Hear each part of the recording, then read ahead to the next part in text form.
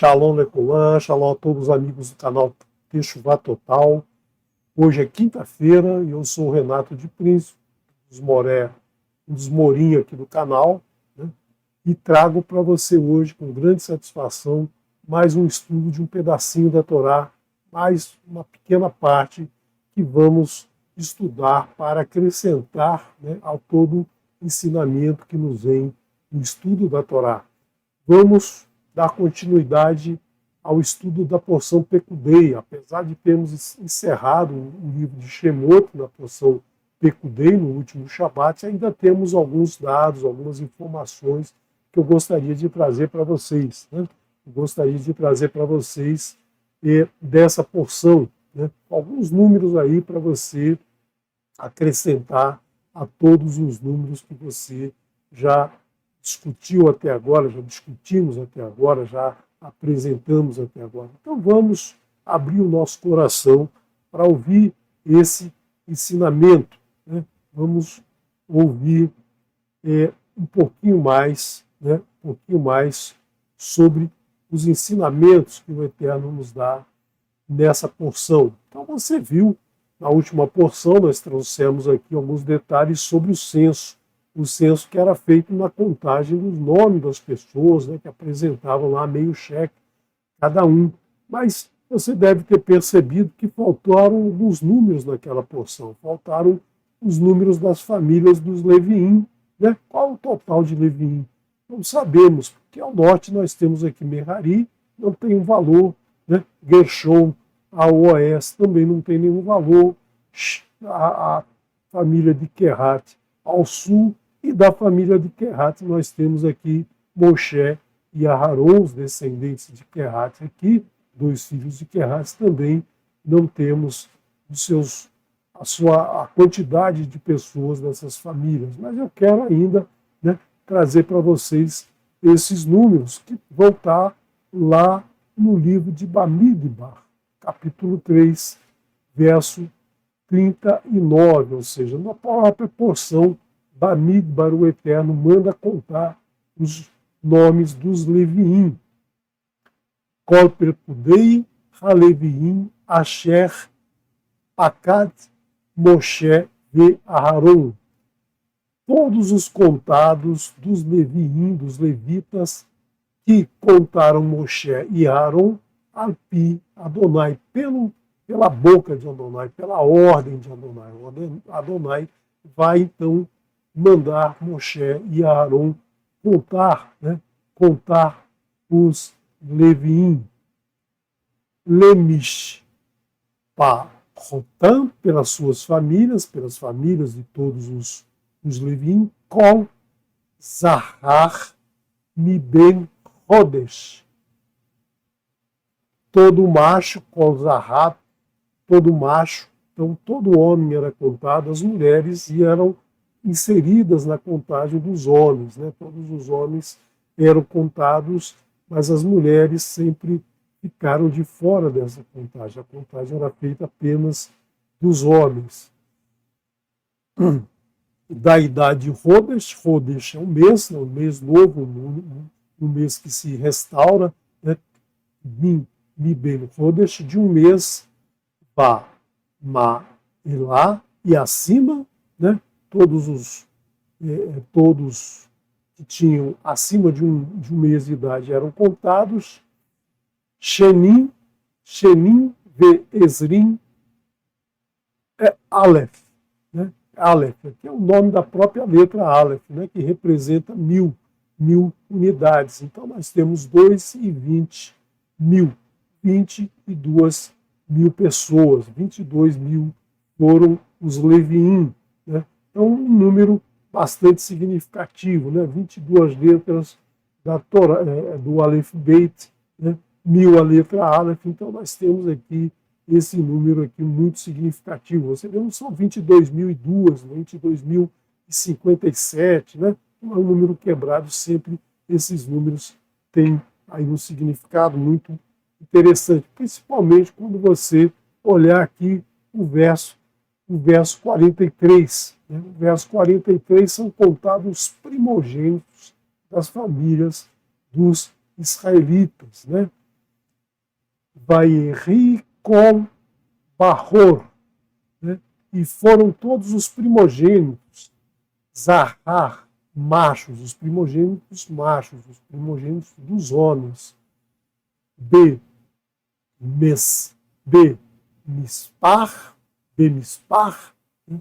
No número Shemot, no número dos seus nomes, né? Porque a contagem do Eterno não é o número de pessoas, nunca é o número de pessoas, mas sim o nome da pessoa, o nome que essa pessoa recebe, o nome que ela é reconhecida. Não é reconhecido o ser humano como um número, não é como uma quantidade, mas como um ser que é identificado por seu nome. Mi ben Rodesh, de um mês, Ma Elá, da mesma maneira que os Levim, né? De um mês e acima,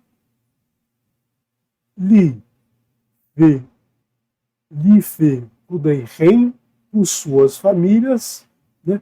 Por suas famílias, Shenim ve Ezrim Elef, Sheloshá ve Sheviim u Mataim. Nós temos então 22.000, 370 o Mataim. Mataim significa 200. 22.273. Então agora nós temos um número quebrado aqui, né? Nós temos um número 273, diferenciando um pouquinho lá dos Levins. Se a gente fizer essa conta, nós temos 22.273 israeli, primogênitos machos, e nós temos 22.000 primogênitos, né? todo levita macho acima de um mês, né? A mesma comparação, de um mês para cima, nós temos uma diferença de 273. E nós já estudamos muito, né, nesse ciclo de estudo que nós estamos fazendo dos números, nós sabemos que 273 é um número que vem desde Bereshit 1, né? Esse número vem desde o início da Torá, esse número 273, que representa, é um número médio, né? A gente não pode dizer que a gestação do ser humano é de 270 dias, né? Varia um pouquinho menos, chegando até um pouquinho mais de 280, mas nessa faixa nós temos a gestação do ser humano. Então nós temos aqui um número muito significativo, né? Dentre esses números, né? Dentre esse número aqui de filhos de Israel que sobrepassam o número dos levitas, é justamente esse número que representa a gestação do ser humano, a gestação de Adão, né? Então, esse número nos dá aí o significado de que, mesmo não sendo nascido Leviim, mesmo não sendo nascido um sacerdote, a gente pode almejar se tornar um sacerdote, a gente pode almejar se tornar aquele ser escolhido pelo Eterno, né? Aquele ser separado pelo Eterno, como são os Leviim. E nós vamos ver que esse número 273 ele é trazido dentro do Mishkan muitas vezes. Então vamos ver aí, né? Vamos ver o que o Eterno recomenda para equiparar esses números, para juntar esses 273 que estão a mais com os Leviim. Então nós vemos mais à frente, no verso Bamidbar 3, 44 a 3,51, nós temos aqui um significado muito interessante. Vai dar Ber Adonai el Moshe lemur, e falou Adonai para Moshe, dizendo, essa é a frase, né, completa a frase que aparece mais vezes na Escritura, a frase que o Eterno fala para Moshe e diz o seu ensinamento, diz a sua instrução. Então nós temos que ouvir com o nosso ouvido e escutar com o nosso coração todas essas instruções, não só as palavras, mas o seu significado, a sua aplicação, né? Porque muita gente fala e não diz nada, muita gente ouve, mas não escuta nada. Então nós temos que ouvir com os ouvidos e escutar no coração todos esses ensinamentos. E o Eterno repete essa frase muitas e muitas vezes, é a frase que mais aparece em toda a Escritura. Car et halevim, pegue, né, pegue, tome os Leviim, tahat kol bahor, sobre todo o primogênito, Binei Israel, dos filhos de Israel. Veet ba behemá, e todos os animais, e os animais halevim, dos Leviim, dos levitas, tahat behemetam, dos seus, todos os animais dos levitas, abaixo, né, ou sob os animais dos israeli. Verrauli, serão para mim, né, o Eterno diz, todos os Leviim e todos os animais do Leviim serão para o Eterno, são do Eterno, não são para serem comercializados, trocados com outras pessoas. Ani Adonai, ou seja, eu sou Adonai. O Eterno identifica, né? Ele se identifica e diz quem ele é. Né? Ele é o nosso Elohim, ele é o nosso Criador. Veet, Peduie, e quanto Ha Sheloshá, Verra Shivim, Verra Mataim, né? Nós temos aqui Ramataim, lembra de Yosef Ramataim, aquele que recolheu o corpo de Yeshua, né? Seria chamado de José o 200, né? José o 200 é esse nome que ele recebe. Então, nós temos 200, e quanto aos 273, né? O Defim,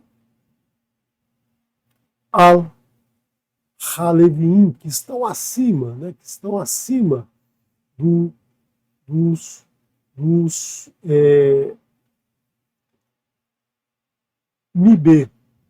Miberhor Binei Israel. Estão acima de todo o primogênito dos filhos de Israel. Então, todos aqueles 273 israelitas que somaram acima dos primogênitos dos Leviim, o Eterno vai dar uma recomendação agora. Vê lá, cartá, e tu tomarás,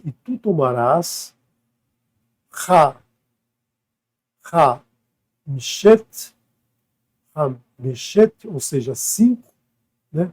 5 Hameshet Shekalim, 5 Shekalim, lá Gulgolet, nós temos aqui, né? Nós lembramos lá dos escritos nazarenos do Golgotha, né? O monte onde Yeshua foi morto. Então nós temos aqui Golgotha, a palavra crânio, né? Golgotha, crânio, mas aqui no sentido de contar, né? Contar as pessoas. Ou seja, 5 shekalim, 5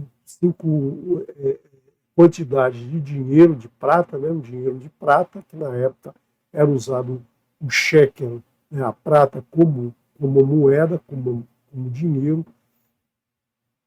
Shekalim lá, Golet, Ba, Shekel HaKodesh. Então, pelo shekel santificado, pelo shekel de santidade, o shekel utilizado no Mishkan, né? O shekel utilizado para uma prata do Eterno, a prata que traz, né? O significado do Eterno, como nós vimos na porção terumá, a redenção, né? Que já tratamos na porção terumá. Esrin gerá, a shekel, 20 gerá, shekel. Então o shekel tinha essa subdivisão, né? Essa subdivisão de gerá, 20 gerá formava um shekel, né? Seriam a quantidade de prata equivalente a um shekel. Então nós temos aqui 22.273 israelitas sobrepassaram os 22.000 Leviim, sobrepassaram 273, e o Eterno então coloca que cada um deve dar 5 shekalim, que dá esse valor, né, de contribuição dos israelitas, que sobrepassam o número dos primogênitos, né, os israelitas que sobrepassam o número de Leviim. Venatatá, Hakesef, e darás a prata le Aharon, o Lebinei, le Banav, né, e darás a prata para Aharon e para seus filhos. Paduye, ha, o defim, barrem. Darás a prata para Aharon e para seus filhos do resgate do excedente do povo, ou seja, todo esse povo, esses 273 que estão a mais. Vai car Moshe et Kesef, e tomou Moshe a prata, né, a prata,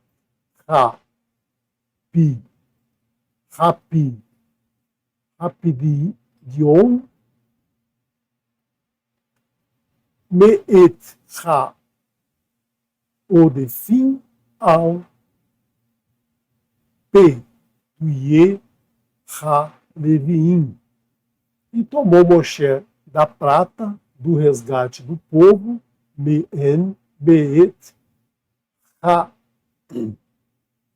do povo excedente, para os leviíndos, excedente dos levitas. Meit Beror Binei Israel, dos primogênitos dos filhos de Israel, Lakar et Hakasef, e deu Moshe a prata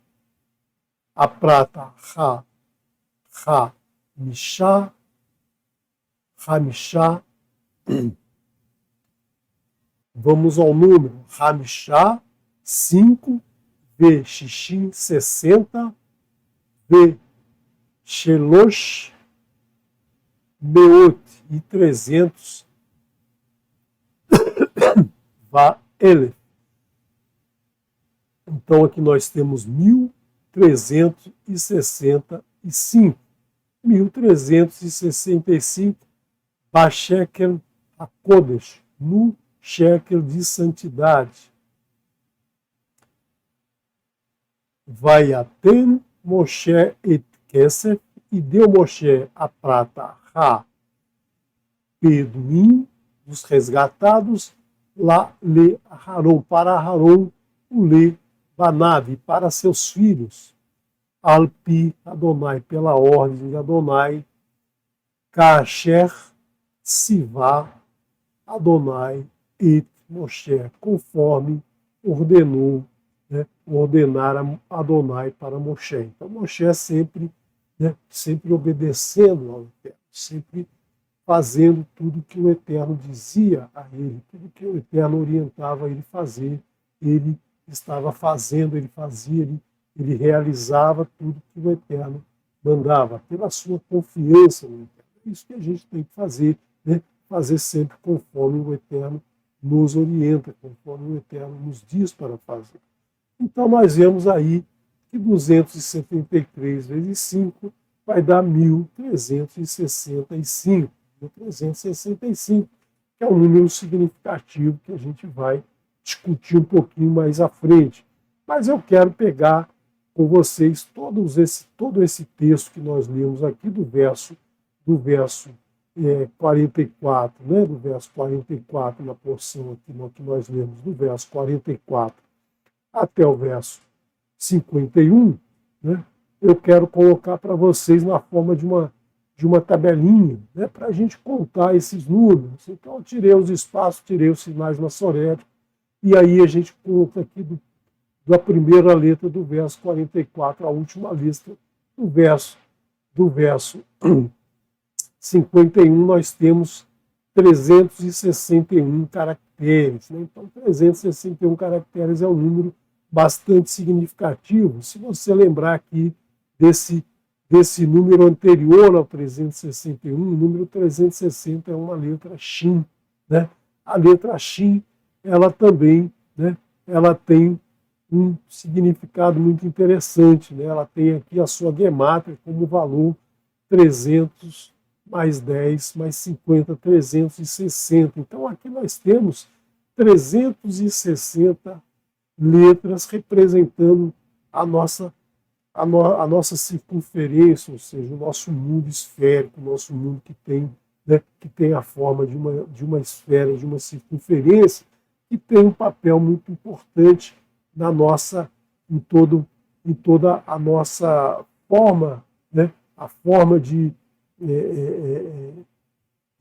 translação da Terra e rotação da Terra em torno do Sol, em torno do seu eixo. Então, nós temos esse número que é muito significativo e termina exatamente com uma letra Shin, né, representando aí, né, dando um significado muito maior a esse número 360. Porque o 361 é justamente a letra Rei, a letra que representa a criação, né, a criação do Eterno, a criação, os 5 livros da Torá que são importantes para toda a criação do Eterno, que é justamente a letra Rei, que é o final, né, que é o final da palavra Moshe, mas que você, lendo a palavra Moshe ao revés, ou seja, ao contrário, espelhada, digamos assim, você tem o nome Hashem. Então, todo esse texto aqui que nos traz, né, a determinação do Eterno em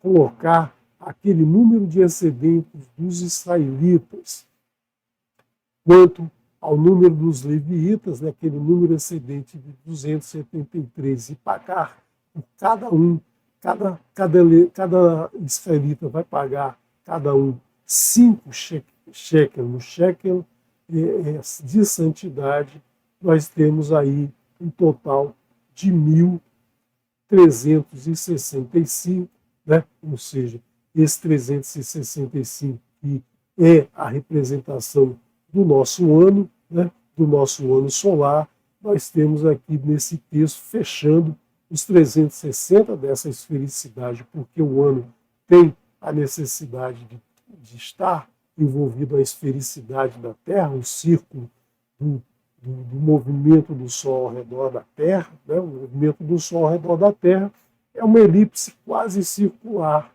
né? Quase um círculo, é uma elipse bastante próxima de um círculo. Né? A gente chama de excentricidade. Uma elipse é uma figura, né? mais ou menos, vamos tentar desenhar aqui, né? Não sou muito bom em desenho não, mas vamos ver aqui se a gente consegue desenhar uma elipse. Uma elipse é assim, né? Ela tem 2 focos aqui, né? E no caso da Terra, essa elipse é quase arredondada, né? Os 2 focos são muito próximos, aqui o Sol ficando nesse centro aqui, a Terra girando aqui em torno do Sol. Né? Espero que você tenha conseguido enxergar aqui esse desenho que eu fiz. Então vamos ver, né? Vamos ver aqui o que representa esse ciclo, né? Esse ciclo de 365, esse ciclo de 365 que nós observamos aqui, né? Nessa relação entre os Bnei Israel e os Bnei Leviim.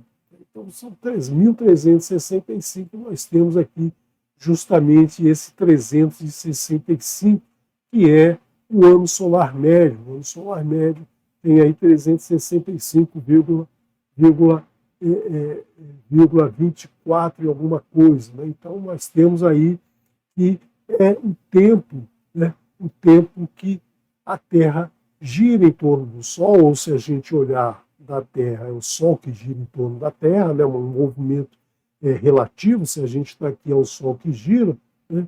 Mas a gente sabe que não é a Terra que está parada, né? É o Sol, a Terra que gira em torno do Sol, mas você olhando para o Sol, é o Sol que gira em torno da Terra, voltando ao mesmo lugar 365 dias depois. Isso acontece para todo ser humano. Todo ser humano, o Sol faz o mesmo movimento. Então, todo ser humano é igual, porque para todo ser humano o Sol brilha da mesma maneira. O Sol não brilha mais para quem tem mais posses do que o outro. O Sol não brilha mais para quem é mais inteligente. O Sol não brilha mais para quem é mais alto, né, mais pesado, mais leve. Então, o Sol brilha igual para todo mundo. Essa é a duração do ano solar. É coletivo, isso é para todo ser humano. Né? E nós comemoramos, a cada volta do Sol, nós comemoramos esse ciclo de existência, um ano de existência. Né? Nós temos aí o nosso Rosh Hashanah. É o nosso Rosh Hashanah individual. Né? Nós temos o Rosh Hashanah coletivo, que é a volta do Sol em torno da Terra durante um ano, e nós temos então o início, o ano novo, o ano que se renova, o ano que inicia novamente, né, trazendo novas e novas benesses daquele ciclo de translação da Terra em torno do Sol. Mas nós temos também um ciclo individual. Nós temos o nosso Sol individual, que é esse retorno do Sol sobre exatamente aquele dia do nosso aniversário, que é o dia que nós nascemos, o dia que representa o nosso nascimento nesse mundo, a cada ano, né? A cada ano que se dá esse retorno, nós temos aí um Rosh Hashanah individual, e muitas vezes, né, não é obrigatório que seja igual ao Rosh Hashanah coletivo. Cada um tem aí o seu dia, né? Cada um tem o seu dia de aniversário. E eu queria trazer para vocês exatamente, né, essa data que a gente comemora, sempre que Adam comemora essa passagem do Sol no mesmo momento em que ele nasceu, ou seja, 365 dias depois do seu nascimento. Então, esse ciclo, né, que se repete ano a ano, né, que é o ciclo individual, a gente dá muito valor, a gente dá muito significado, a gente pensa muito, né? Tem 1 ano de idade, 10 anos de idade, 20, 50, 70, 80 anos, e cada ano que passa a gente faz uma comemoração, alguns com mais entusiasmo, outros anos com uma certa melancolia, né? Principalmente se a gente não aproveitou, se a gente não realizou naquele ano tudo que a gente almejou. Então a gente precisa, né? A gente precisa estar sempre atento para, a cada ano, a cada dia,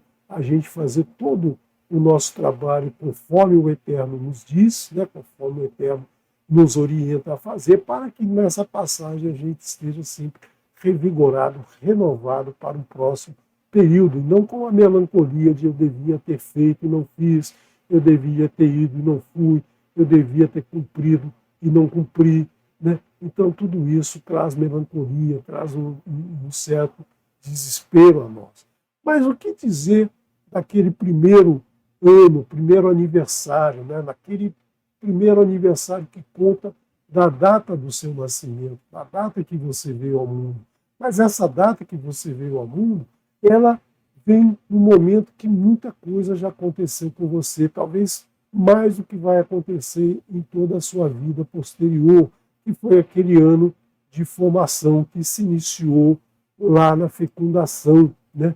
Quando dois duas células pequeníssimas, menores que uma ponta de uma agulha, né, onde um espermatozoide fecundou um óvulo e aí permitiu que você se desenvolvesse, permitiu que você trouxesse para você toda uma bagagem genética, toda uma estrutura que estava uma parte nesse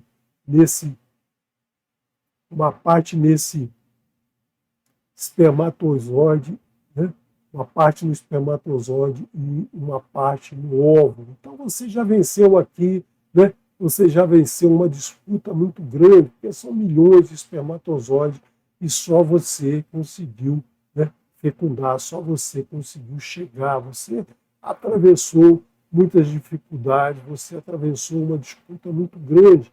Quando a gente nasce, quando a gente é adulto, a gente não percebe, né, a magia, né, o mistério que está envolvido aqui nesse instante de fecundação. E até que se tenha a primeira divisão celular, né, nesse momento da primeira divisão celular, muitas coisas acontecem de uma forma rápida, num tempo que é muito pequeno em relação aos teus anos de vida, aos teus aniversários que você vai comemorar depois, mas nós temos aqui, né, nesses entre 270 e 280 dias que vai se formar um novo ser, se formar uma criança que vai trazer ao mundo toda a sua bagagem que lhe foi dada pelo Eterno, né? Esse período a gente costuma esquecer, a gente não comemora, né? Os pais comemoram, muitas vezes os pais estão acompanhando essa gravidez, estão comemorando cada dia, cada passo, mas a gente não tem lembrança disso, a gente não tem recordação disso, e quando a gente cresce, a gente começa a contar o ano a partir do nascimento, a gente não conta, né? A gente não conta aquele período em que estávamos nos desenvolvendo numa velocidade, uma transformação absurda, né? E você vê aqui que duas célulazinhas vão se transformar em trilhões de outras células de tecidos, em órgão, em osso, sangue, músculo, pelo, unha, né? Tantas variações, tantos órgãos distintos com funções bem específicas, né? Como é que essa célula inicial traz tanta informação?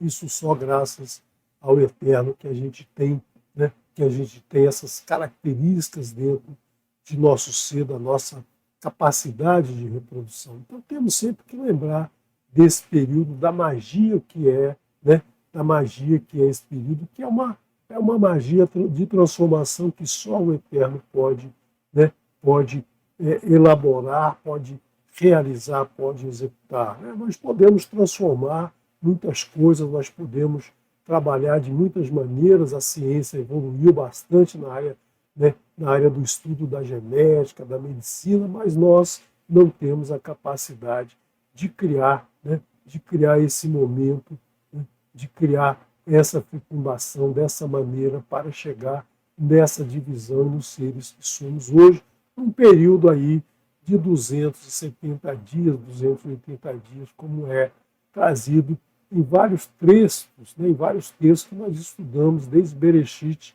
até essa porção Pekudei, né? Então nós vamos ter sempre que pensar, né, pensar nesse assunto, né, lembrar desse assunto, prestar atenção, que é o significado da palavra Razim, né, a palavra Razim, que é uma porção que está no final da Escritura, né, é para a gente prestar atenção em tudo que nos foi ensinado. Ela vem no final justamente para, olha, presta atenção em tudo que você aprendeu, presta atenção em tudo que você viu. Nós temos que prestar atenção nesse processo de gestação. Por isso que a Torá traz a todo momento 270, 271, 273, 280. Por quê? Porque ela quer que a gente preste atenção no milagre que é a criação da vida, no milagre que é a vida do ser humano, né? Porque nós temos aí, nesse ser humano, eu, você, qualquer um de nós temos aí cerca de 1 octilhões de átomos, ou seja, um número fantástico, um número que você não tem, né, não tem ideia de quanto seja, quantos átomos tem no nosso corpo. É, né, uma estimativa, né, não se sabe exatamente aqui um número arredondado, né, mas nós temos aí um número que é dessa ordem de grandeza de átomos no nosso corpo. Né? Então, nós temos também um número próximo de 30 trilhões de células. São células diferenciadas, células de cérebro, células de unha do dedo do pé, células de estômago, células de fígado, de sangue, enfim, de todos os órgãos, todos os sistemas que compõem o ser humano. São trilhões de células, cada uma fazendo o seu papel, cada uma trabalhando de acordo, né, de acordo com a sua informação genética que vem lá daqueles dois, né, daqueles dois iniciais pequeníssimos, né, menores que um grão, a ponta de um alfinete. Nós temos 86 bilhões de neurônios que fazem o nosso cérebro funcionar, que fazem o controle de todas essas células, esses átomos, e relacionados uns com os outros na forma de um quatrilhão de sinapses, ou seja, as ligações entre os neurônios. É um número muito grande, é um número bastante, né, bastante grande que precisamos sempre ter em conta. Né? A gente não tem noção da dimensão desses números, a gente não tem noção da quantidade de números que a gente tem no nosso corpo. Né? A gente tem que tomar conta também, né, que não só a gestação física, não só a formação dessas células, desses neurônios, de todos os números envolvidos no nosso corpo, mas também algo que transcende a realidade física, que é, né, o nosso desenvolvimento emocional, o nosso psicológico, como nos relacionamos com o nosso próximo, como nos relacionamos com cada um dos outros seres do nosso mundo, como nos relacionamos com a natureza, como buscamos a satisfação, a plenitude nossa e como devemos pensar na plenitude do nosso próximo. Isso nos traz a Torá em muitos dos seus textos. Ela nos traz, né, ela não traz esse número explicitamente, mas ela traz, né, ela traz uns pedacinhos que a gente vai buscando e vai entendendo a dimensão de que é todo o ensino da Torá. Né? Então nós temos sempre que pensar no individual e no coletivo, né? Como nós nos desenvolvemos como indivíduo e como nós nos desenvolvemos como humanidade. Então por isso que o Eterno nos deu duas tábuas. Né? Nós temos que nos relacionar com Ele, mas nós temos que nos relacionar de forma plena com todo o nosso próximo. Então nós vemos aí esse significado. Então vamos lembrar agora do quarto dia da criação, o dia que o Eterno nos deu os luminares, nos colocou os luminares nos céus, para que a gente pudesse medir, né, para que a gente pudesse medir todas essas datas, todos esses acontecimentos que vão no nosso dia a dia. A gente tem que ter sempre em mente que cada criação do Eterno tem um significado, tem um objetivo dentro de toda a vida do ser humano, o ser humano que é o ápice da criação do Eterno. Então nós vemos no quarto dia o seguinte, né? Vaiomer Elohim, disse o Criador, Yehi Meorot Birkiah Shamayim, sejam luzeiros no firmamento dos céus, Lehavdil Bein Rayon, para separar entre o dia, o Vein Halaila e a noite, Verhaiv, Verhavu, Leotot, o Lemoidim, o Yamiim, o Sheamiim, o Shanaim. Né? Então, sejam para sinais e para encontros, para as datas, né? As datas marcadas, as datas festivas, e para dias e para anos. Então nós temos aqui alguns significados. Primeiro, o Eterno não chama o Sol de Sol, não chama a Lua de Lua, né? Ele chama de dois, né? Ele chama de luzeiros, né? Aqui ainda não tem nem a separação em dois, né? Sejam luzeiros, ou sejam astros que vão trazer luz para o nosso mundo. E esses astros servirão, então, para marcar os nossos dias, para marcar tudo que acontece em nossa vida, para nós conseguirmos marcar o tempo, né? Essa grandeza que o Eterno nos deu para usar, que nós não temos nenhuma gestão sobre ele. Então, esses sinais, esses dois luminares, que nós sabemos já que são dois luminares, eles servem para fazer essa marcação que nós vemos estudando desde lá do primeiro capítulo de Bereshit, né? Então nós temos esses dois luzeiros, que é o Sol Shemesh, né? O Sol Shemesh que vai marcar os ciclos de cada dia e do ano. Então o nosso dia a dia, né? O passar dos dias, o passar do ano vão ser agrupados em ciclos, né? Cada passagem do Sol no mesmo ponto nós temos o Rosh Hashanah, e na nossa vida em particular, a cada data do nascimento nós comemoramos um novo ciclo em nossa vida. Então o Sol representa, né, representa a nossa viagem nesse mundo. Então nós temos que nos afastar das ideias místicas que cresceram a partir dessa informação, que foram trazidas pela observação dos astros sem conhecimento da Torá, sem o ensino da Torá, e aí se tornou uma questão mística. Então nós temos aqui que o ciclo do Sol em cada dia, o ciclo do Sol em cada ano nos traz muitos e muitos significados, né? Porque o Sol é que nos dá vida, o Sol é que permite que nós tenhamos alimentação, o Sol é o que permite que nós tenhamos calor para poder existir nesse planeta. Falar em calor, hoje está muito quente aqui no Rio de Janeiro, está extremamente quente, né? Mas vamos ver como o Sol influencia a cada um de nós. Ele influencia a nossa mente com a passagem do Erev e a passagem Boker, né? Como o Eterno nos coloca lá em Bereshit capítulo 1, né? E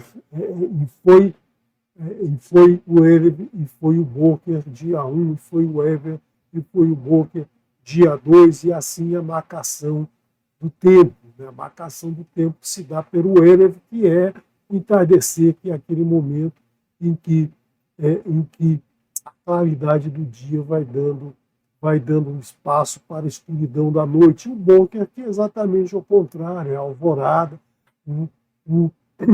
a escuridão da noite vai dando lugar ao dia, à luz, né? Então esses dois momentos são muito importantes no nosso dia a dia e são marcados justamente pelo Sol, né? O Sol que todo dia nasce igual para todos. Então ele influencia o nosso comportamento, não só nosso, né? Comportamento de todos os seres vivos, animais, as plantas, né? As plantas mudam o seu fluxo de respiração na passagem do dia para a noite, da noite para o dia. Os animais também mudam o seu comportamento na passagem do dia para a noite, da noite para o dia. Eles percebem essa mudança, eles têm isso instintivamente dentro deles. E o ser humano, ele percebe isso, mas ele vai, né, com a sua característica de escolha, ele vai alterando esses momentos que nos foram dados pelo Eterno, né? Feliz era o homem que vivesse de acordo com essa orientação do Eterno. Por quê?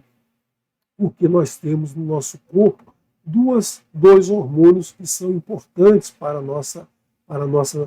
nosso dia a dia, né? Que é o hormônio do descanso, a melatonina, né? Quando escurece, essa melatonina aumenta a sua produção no nosso corpo, aumenta o seu funcionamento do nosso corpo. É, digamos assim, a tarde do sexto dia em que você se prepara para o Shabat, você deixa tudo pronto para o Shabat, porque no Shabat você vai descansar. A melatonina é aquela que, quando escurece, ela começa a agir para você ir se desligando, para você ir voltando aí a uma tranquilidade, a menos agitação, apesar de que muitos lutam contra isso, muitos procuram se agitar mais durante a noite do que durante o dia, né?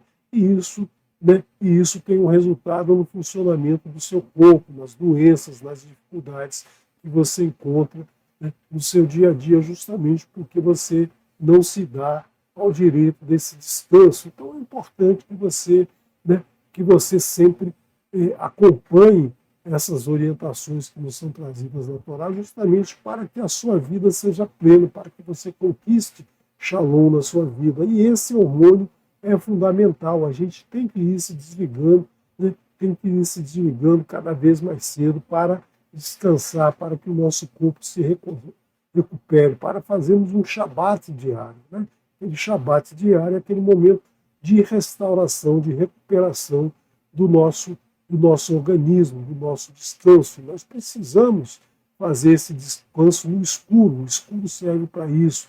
Então, você deve procurar estabelecer um horário de dormir no escuro, de dormir à noite, né? Sempre que possível. A gente sabe que tem pessoas que não têm essa facilidade por motivo de trabalho, por vários outros, que elas têm que trocar o dia pela noite. Mas se você pode, né? Se você pode descansar na noite, é muito importante que você sempre procure dormir mais cedo. E se você estabelece que você vai dormir uma determinada hora, procure. Né? Muitos recomendam isso, muitos médicos, muitas pessoas que lidam com problemas de sono falam isso. Você deve procurar, né, uma hora antes de se deitar, de se recolher, você deve reduzir a iluminação, reduzir a sua excitação, deixar de usar celular,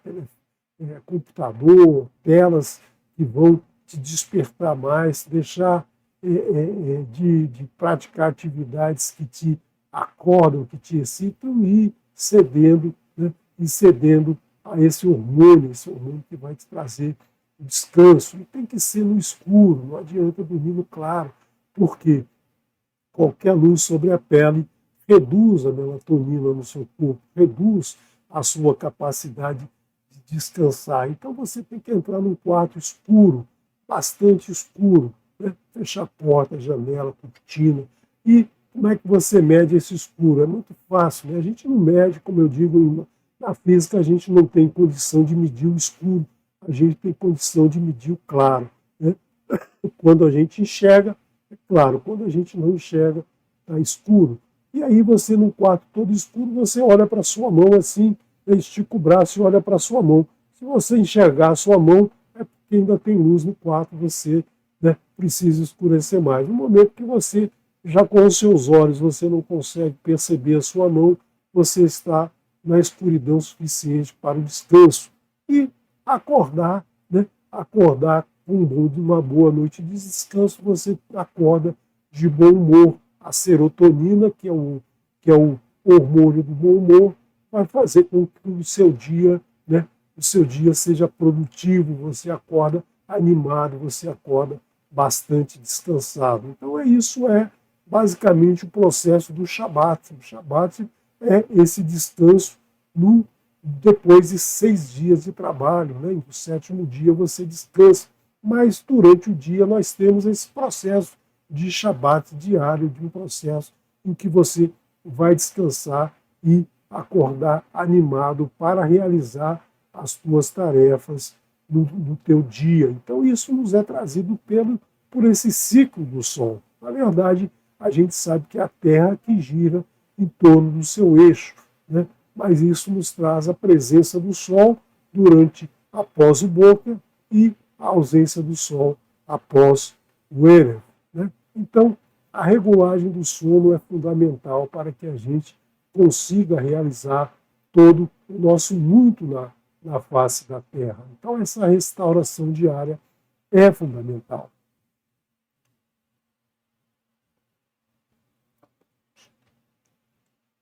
Também nós temos a importância do sol na alimentação, né, a agropecuária, ou seja, a produção de bens, né, bens pelas plantações, pelos animais, que vão trazer alimento para o ser humano, né, o ser humano e também os animais vão se alimentar dos vegetais. Então isso é trazido pelas estações do ano.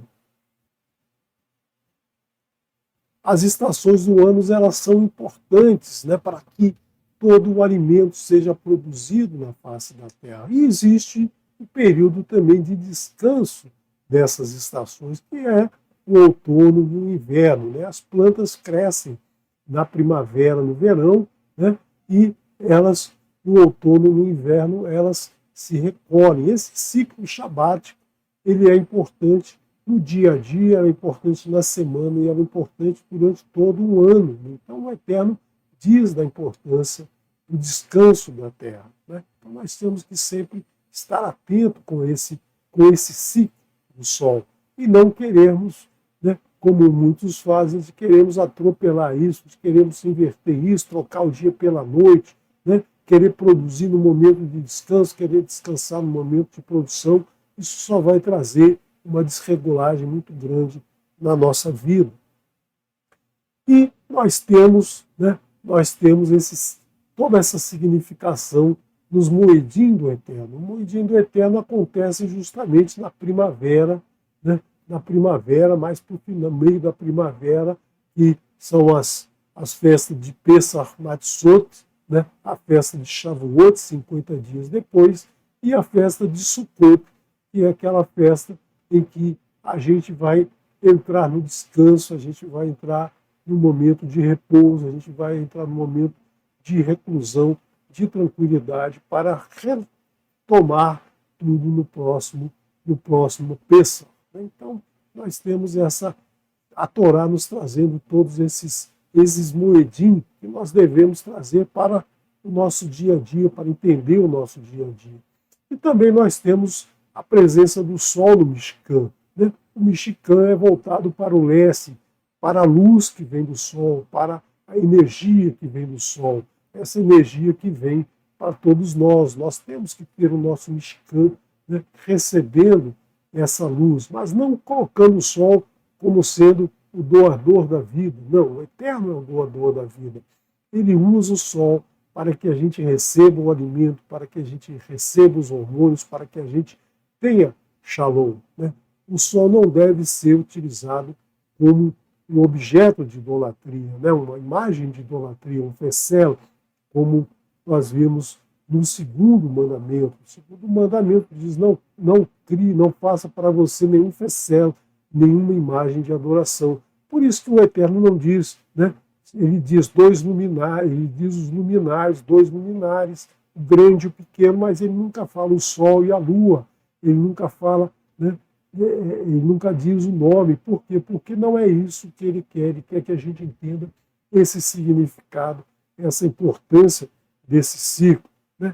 Os sacrifícios, no Éler e no Boker, nós vamos ver aí mais à frente na porção de Save, né, que é feito no Éler e no Boker, são feitos os sacrifícios. Nós temos no Mishkan os pães da proposição, os 12 pães da proposição, que nos ligam aí aos 12 meses do ano solar, que nos ligam às 12 tribos, ou seja, esse ciclo que se repete com a passagem do Sol no nosso céu, todos os dias do nosso ano.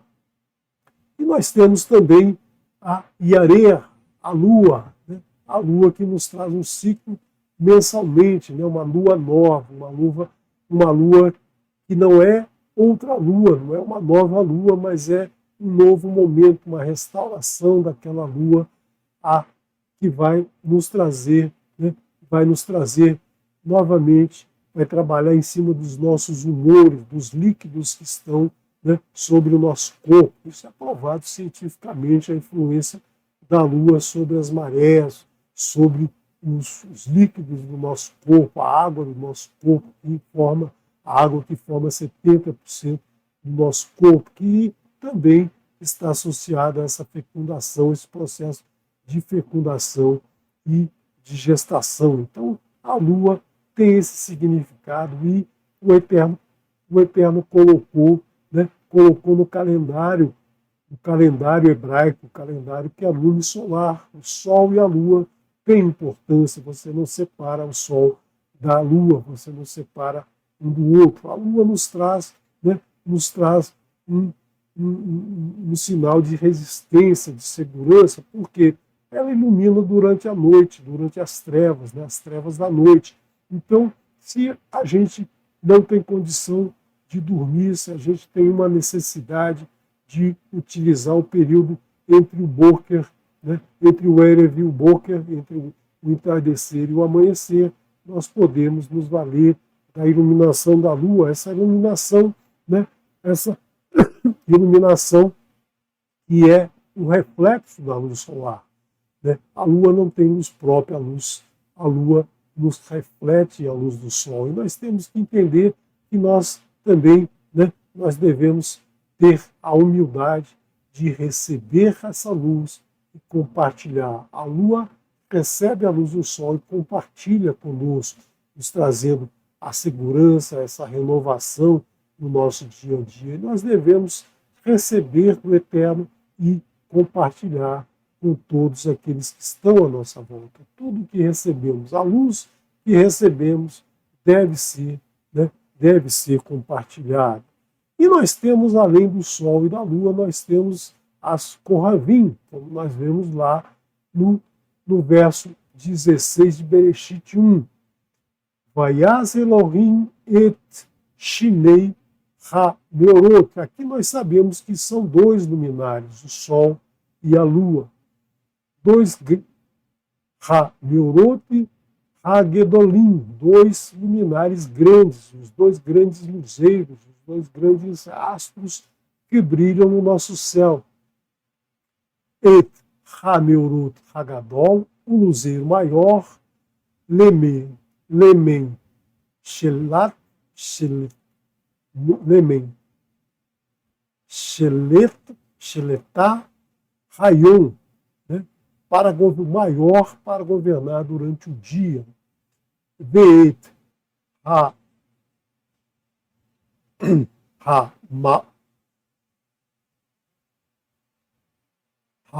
Maor Hakatom, e iluminar o luzeiro menor, Lemen Shelet Ha-Laila, para governar a noite, Veit Ha-Kohavim. Nós já falamos muito desse texto das Kohavim, né? As estrelas também têm um significado muito importante na marcação do nosso tempo, no entendimento da nossa vida. Por quê? Porque as Kohavim, né, as estrelas, elas estão muito distantes da Terra. Né? Elas estão muito distantes e, aparentemente, elas estão estáticas. Né? O mesmo céu que você olha hoje, né, é o mesmo céu que Abraão olhou quando o Eterno disse a ele, em Bereshit, lá no capítulo 15, olhe para as estrelas do céu e conte-as se você é capaz. São as mesmas estrelas, não temos grandes variações aí do céu daquele momento para o céu de hoje, para o céu que Moshe olhou lá no deserto, para o céu que Yeshua olhou durante a sua peregrinação na face da terra. Claro que para a gente que está aqui no hemisfério sul, o céu é diferente do hemisfério norte, mas para quem está no hemisfério norte é o mesmo céu, porque essas estrelas estão muito distantes, praticamente não vemos, né, não vemos a sua modificação a olho nu. Nós temos hoje equipamentos que mostram que as estrelas se movimentam, para mostrar que o mover do Eterno está sobre todo, né, sobre tudo o que existe, sobre tudo que ele criou. Então há um mover, o Ruach Elohim está presente em tudo. Né? Então nós vemos que tudo o que a gente tem de história, todas as mudanças que ocorreram durante a nossa história, todas as mudanças geográficas que estão na nossa realidade, tudo que aconteceu, né? Tudo que aconteceu já estava nos planos do Eterno, no plano da criação, porque porque é como se o universo todo fosse estático, né? Se o universo todo estivesse dentro dessa criação do eterno, com tudo já planejado, com cada ponto, né? Com cada ponto, nos trazendo essa sensação de que tudo é sempre o mesmo, né? O ser humano é sempre o mesmo, o nosso mundo é sempre o mesmo, as mudanças históricas são sempre as mesmas, países brigam com países, países aparecem, países desaparecem, né? A história nos conta que tudo se repete, tudo se recicla, né? Nesse ciclo do nosso dia a dia, do nosso mês, do nosso ano, mas que externamente, em grandes dimensões, tudo aparentemente é igual, tudo é a mesma coisa. Então, os ensinamentos que o Eterno nos traz em sua Santa Torá são os mesmos. Eles se aplicam há 3.000 anos atrás, se aplicavam há 3.000 anos atrás, se aplicam hoje, vão se aplicar, né, nos próximos anos, nos anos que vierem à nossa frente. Então, são sempre os mesmos. Isso nós trazemos da luz das estrelas, né? Então, nós percebemos as estrelas de forma coletiva, os ensinamentos que as estrelas nos trazem de forma coletiva, os ensinamentos que o Eterno nos traz para todos, sem distinção, não há distinção nos seus ensinamentos, né? Então, é um pequeno resumo do que a gente pode encontrar aprofundando todos esses textos da Torá, né? Aprofundando todo o ensinamento que nós extraímos através da análise de alguns números que se repetem, alguns números que são trazidos de várias maneiras na Torá e que a gente pode então observar, né, a partir desses números mais detalhes dos ensinamentos que a Torá nos traz. Shalom, shalom. Agradeço você pela participação. Convido você para amanhã iniciarmos o estudo do livro Vaikra, né? O terceiro livro da Torá, o terceiro livro que nos traz como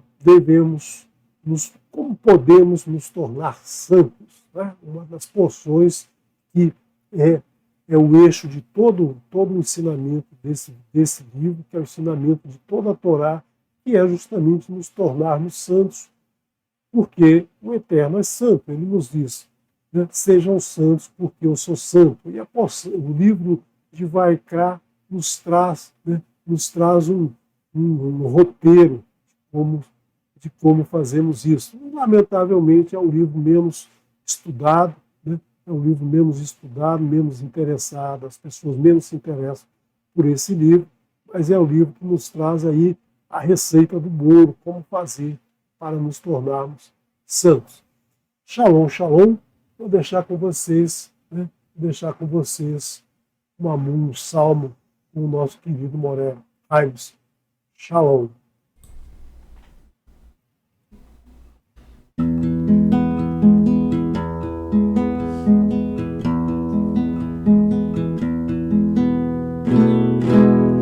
Aleluia, Hallelu kelbel kodsho, Hallelu birkia ozo, Hallelu bikvotav Hallelu kerodovro, Hallelu bete kashofa, Hallelu bemeneverino, Hallelu betofu machol, Hallelu bemini veuga, Hallelu betzitzel shama, Hallelu betzitzel trua, kol asher mate aleka. Hoi Hallelujah,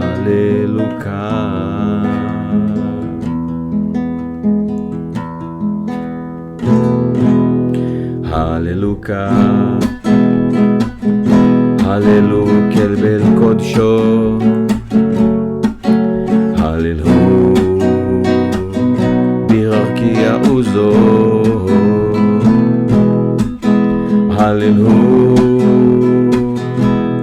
בעקבותיו, הללו